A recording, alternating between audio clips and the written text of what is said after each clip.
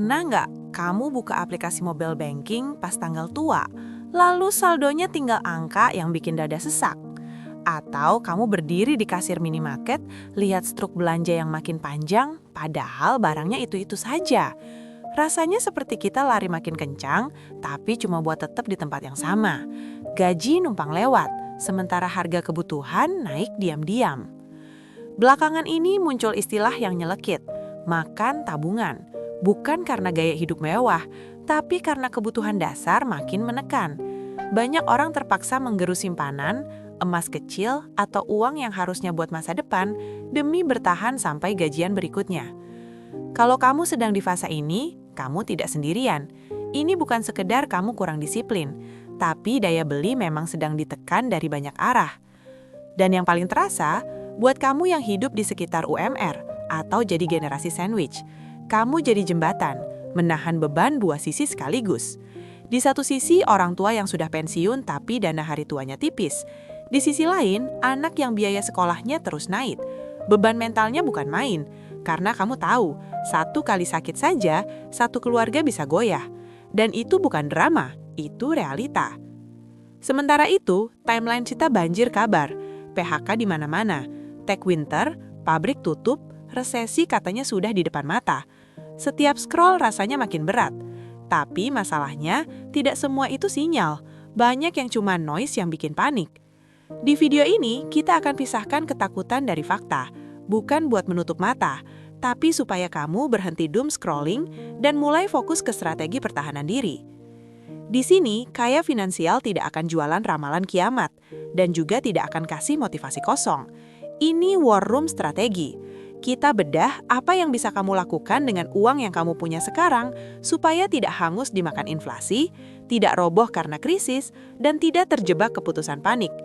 Yang kita cari adalah langkah taktis yang bisa kamu jalankan mulai hari ini, bukan teori yang cuma enak didengar. Tapi sebelum kita masuk ke strateginya, ada satu pertanyaan yang harus kamu jawab jujur. Banyak pakar bilang ekonomi tumbuh 5%, tapi kenapa dompet kita rasanya minus? Kenapa yang kaya terlihat makin melaju, sementara yang kerja keras justru makin sesak? Jawabannya ada pada fenomena K-shape recovery. Dan kalau kamu tidak paham konsep ini, kamu bisa jatuh ke jurang ekonomi tanpa sadar. Bayangkan ekonomi Indonesia seperti sebuah kapal besar di tengah lautan. Kapalnya sendiri sebenarnya masih kokoh. Mesinnya hidup, lajunya masih jalan. Itu yang sering kamu dengar sebagai pertumbuhan ekonomi atau PDB yang masih positif. Tapi masalahnya, lautan di sekelilingnya sedang tidak ramah. Ombaknya tinggi, anginnya kencang, dan cuacanya sulit ditebak. Jadi wajar kalau para penumpangnya merasa limbung, mual, dan tidak nyaman, walaupun kapalnya tidak tenggelam. Lautan badai itu datang dari ekonomi global dan geopolitik. Perang, konflik dagang, harga energi yang fluktuatif, sampai kebijakan bank sentral dunia yang saling tarik-menarik. Semua itu membuat arus ekonomi jadi tidak stabil. Jadi, ketika kamu merasa hidup makin berat, jangan langsung menyalahkan diri sendiri atau negaramu sepenuhnya. Banyak tekanan ini datang dari luar, dan dampaknya nyata sampai ke dapur rumah tangga. Sekarang kita masuk ke konsep penting bernama K-shape economy. Bayangkan huruf K besar. Garis atasnya naik tajam, garis bawahnya turun. Inilah kondisi ekonomi sekarang. Ada kelompok yang aset dan pendapatannya melesat.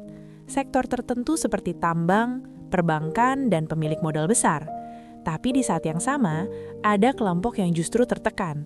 Pekerja, UMKM, retail kecil. Ini menjelaskan kenapa mal barang mewah ramai, tapi pasar tradisional sepi. Konsep ini juga menjawab rasa tidak adil yang sering kamu rasakan. Bukan halusinasi, ekonomi memang sedang tidak dirasakan sama oleh semua orang. Kalau kamu merasa hidup makin berat, padahal berita bilang ekonomi baik-baik saja, kemungkinan besar kamu sedang berdiri di kaki huruf K yang menurun. Dan kesadaran ini penting, supaya kamu tahu posisi. Bukan untuk mengeluh, tapi untuk menentukan strategi bertahan. Lalu soal inflasi. Angka resmi mungkin bilang 2-3%. Terdengar jinak, tapi itu angka rata-rata. Inflasi yang kamu rasakan sehari-hari, inflasi perut, ceritanya beda. Harga beras, telur, minyak, cabai, itu naiknya sering lebih kencang. Karena porsi pengeluaran rakyat kecil banyak di makanan, inflasi ini terasa jauh lebih menyakitkan dibanding angka di berita. Belum lagi dampak suku bunga tinggi. Saat bunga naik, uang jadi mahal. Cicilan KPR floating ikut naik. Kredit kendaraan makin berat. Dan perusahaan jadi mikir 2 kali untuk ekspansi. Ujung-ujungnya, rekrutmen ditahan, bahkan PHK terjadi. Ini ibarat rem yang sedang ditarik kuat-kuat. Kita tidak bisa mengendalikan rem ini, tapi kita bisa bersiap agar tidak terlempar dari kendaraan ekonomi. Di saat ekonomi tertekan, kesalahan paling fatal justru sering datang dari keputusan panik. Salah satunya adalah pinjaman online konsumtif. Banyak orang tergoda karena prosesnya cepat dan terlihat sebagai solusi darurat. Tapi kenyataannya, pinjol untuk menutup kebutuhan harian atau utang lain sama saja seperti menggali lubang untuk menutup jurang. Bunganya berbunga, tenornya pendek, dan sekali masuk sangat sulit keluar. Ini bukan solusi, ini jebakan. Jebakan berikutnya yang makin marak adalah judi online. Saat kondisi hidup terasa mentok, otak manusia cenderung mencari jalan pintas. Judi menjual ilusi harapan instan, tapi faktanya tegas, tidak ada cerita orang miskin jadi kaya karena judi. Yang ada, orang yang sudah tertekan justru kehilangan sisa uang, waktu, dan harga dirinya. Judi bukan alternatif penghasilan, tapi mesin penghancur keuangan dan mental. Buat yang sudah mulai investasi, bahaya lain mengintai, yaitu panic selling. Ketika pasar merah dan berita negatif bertebaran, banyak orang buru-buru menjual asetnya karena takut nilainya turun lebih dalam. Padahal, saat kamu menjual di kondisi panik, kamu sedang mengunci kerugian itu jadi nyata. Pasar turun itu biasa, tapi menjual karena takut adalah kesalahan mahal yang sering disesali bertahun-tahun kemudian. Ada juga jebakan yang kelihatannya sepele, tapi diam-diam menggerogoti keuangan, yaitu healing yang kebablasan. Stres sedikit, check out. Capek kerja, staycation pakai kartu kredit. Self-reward dijadikan pembenaran untuk pengeluaran impulsif. Ingat, healing terbaik bukan liburan mahal, tapi tidur nyenyak tanpa rasa cemas karena tagihan menumpuk. Menunda kesenangan hari ini seringkali menyelamatkan hidup esok hari. Kesalahan lain yang sering dianggap aman adalah menumpuk aset tapi miskin likuiditas. Punya tanah, punya properti, tapi tidak punya uang tunai. Aset seperti ini bagus di atas kertas, tapi tidak membantu saat darurat. Ketika anak sakit atau kehilangan pekerjaan, tanah tidak bisa dijual dalam semalam. Dalam kondisi krisis, uang tunai adalah raja, bukan aset yang sulit dicairkan. Kalau kamu merasa tersindir oleh poin-poin ini, jangan berkecil hati. Justru itu tanda kamu masih sadar dan mau belajar. Tidak ada gunanya menyalahkan masa lalu. Tarik nafas, hentikan kebocoran, dan akui kesalahan dengan jujur. Karena setelah ini kita akan masuk ke fase paling penting, membangun pertahanan keuangan, agar kamu tidak tumbang meski badai belum reda. Setelah tahu jebakan apa saja yang harus dihindari, sekarang kita masuk ke mode perang. Langkah pertama namanya radical frugality, tapi sifatnya sementara. Ini bukan hidup pelit selamanya, ini puasa keuangan. Buka mutasi rekening 3 bulan terakhir dan jujurlah pada diri sendiri.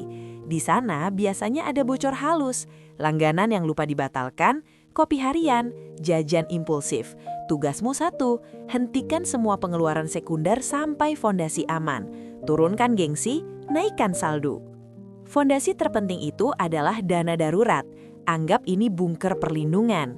Untuk yang masih single, targetkan 3-6 bulan pengeluaran. Untuk yang sudah berkeluarga, 6-12 bulan. Kalau itu terasa mustahil, jangan menyerah. Mulai dari target pertama yang kecil tapi nyata, Rp1.000.000 pertama. Simpan di tempat yang aman dan liquid, bukan buat gaya-gayaan, tapi buat jaga nyawa keuanganmu. Setelah itu, kita bereskan utang.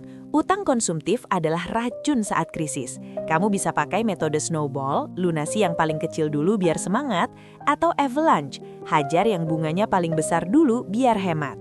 Pilih salah satu, tapi lakukan dengan konsisten. Satu prinsip wajib diingat, jangan bermimpi investasi sebelum utang kartu kredit atau pinjol lunas. return 10% tidak ada artinya kalau bungamu 20%. Pertahanan berikutnya yang sering diremehkan adalah proteksi kesehatan. Pastikan BPJS Kesehatan aktif dan tidak nunggak. Biaya medis naik jauh lebih cepat dari inflasi biasa. Satu vonis dokter bisa menghapus tabungan bertahun-tahun. BPJS Kesehatan adalah benteng termurah dan terkuat yang kita punya saat ini. Jangan tunggu sakit baru sadar, ini bukan soal gaya hidup, ini soal bertahan hidup. Kalau gaji terasa tidak cukup, jangan cuma mengeluh. Kita butuh tambahan arus kas. Mulailah side hustle, tapi fokus menjual skill bukan cuma waktu. Waktu terbatas, skill bisa berkembang. Jasa desain, ngetik, joki tugas, dropship, atau pre-order makanan rumahan. Tujuannya jelas, bukan langsung kaya, tapi menambah nafas finansial agar dana darurat lebih cepat penuh. Saat semua ini dijalankan, hidup mungkin terasa lebih ketat, lebih sunyi dan tidak sefleksibel dulu. Tapi ingat, ini fase bertahan, bukan tujuan akhir. Ketika bunker pertahananmu sudah cukup kuat, kamu tidak lagi cuma bersembunyi dari badai. Kamu siap keluar, melihat peluang, dan beralih ke mode menyerang. Dan di sanalah permainan sebenarnya dimulai. Setelah pertahanan berdiri kokoh, sekarang kita ubah sudut pandang. Di setiap krisis, uang itu tidak pernah benar-benar hilang. Uang hanya berpindah tangan, dari yang panik ke yang tenang, dari yang tidak sabar ke yang terencana. Inilah yang disebut wealth transfer. Orang yang siap, disiplin, dan sabar akan menjadi penampung aliran uang tersebut. Tujuan kita bukan melawan krisis, tapi memposisikan diri agar tidak tersapu olehnya.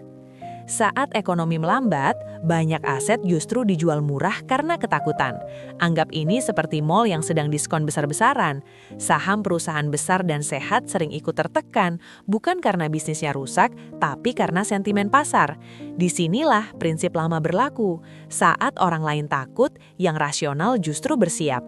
Tapi ingat, ini hanya untuk uang dingin, uang yang tidak akan kamu pakai dalam waktu dekat. Masalah terbesar investor pemula adalah mencoba menebak waktu terbaik. Padahal itu hampir mustahil. Karena itu, strategi paling masuk akal adalah dollar cost averaging. Beli rutin dengan nominal yang sama, terlepas dari kondisi pasar.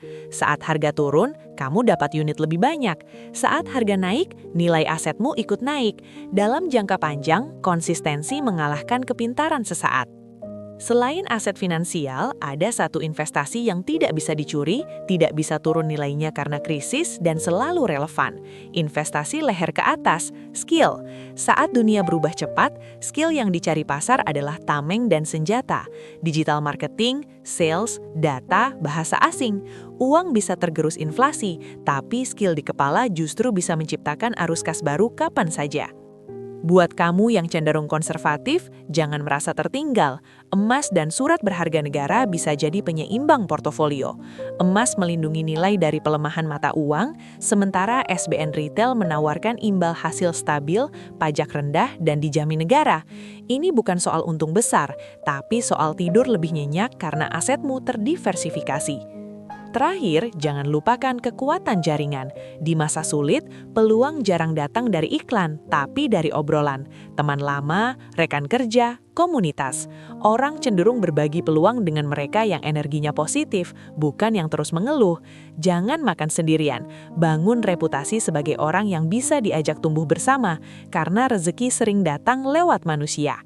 Di titik ini, ada satu prinsip hidup yang perlu kamu pegang supaya tidak hancur secara mental. Stoikisme finansial.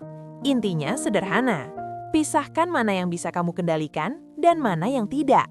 Kamu tidak bisa mengendalikan harga beras, kurs dolar, atau keputusan PHK perusahaan. Tapi kamu sepenuhnya bisa mengendalikan cara belanja, cara menabung, cara bekerja, dan cara merespons tekanan. Fokus ke hal yang bisa kamu kendalikan dan stres akan turun drastis. Kalau kita ringkas seluruh pembahasan hari ini, ada satu blueprint emas yang harus kamu ingat. Pertama, amankan pertahanan, dana darurat, dan lunasi utang konsumtif. Kedua, fokus ke cash flow, jaga pekerjaan utama, dan cari penghasilan tambahan. Ketiga, cicil aset berkualitas secara rutin dengan uang dingin. Tidak rumit, tapi butuh disiplin. Catat 3 poin ini karena ini fondasi bertahan di masa apapun. Sejarah sudah membuktikan, badai ekonomi bukan hal baru bagi bangsa ini. Kita pernah jatuh di krisis 98, terguncang di 2008, dan dipukul pandemi. Tapi kita tetap berdiri. Ini bukan optimisme kosong, ini fakta sejarah. Badai pasti berlalu. Pertanyaannya bukan apakah krisis akan selesai, tapi ketika semuanya reda nanti, kamu keluar sebagai korban atau sebagai orang yang lebih kuat secara finansial. Ingat juga, semua perjuangan ini bukan cuma soal angka di rekening. Ini soal orang-orang yang kamu cintai. Soal anak yang ingin kamu sekolahkan dengan tenang, pasangan yang ingin kamu beri rasa aman, dan orang tua yang ingin kamu jaga di masa tuanya.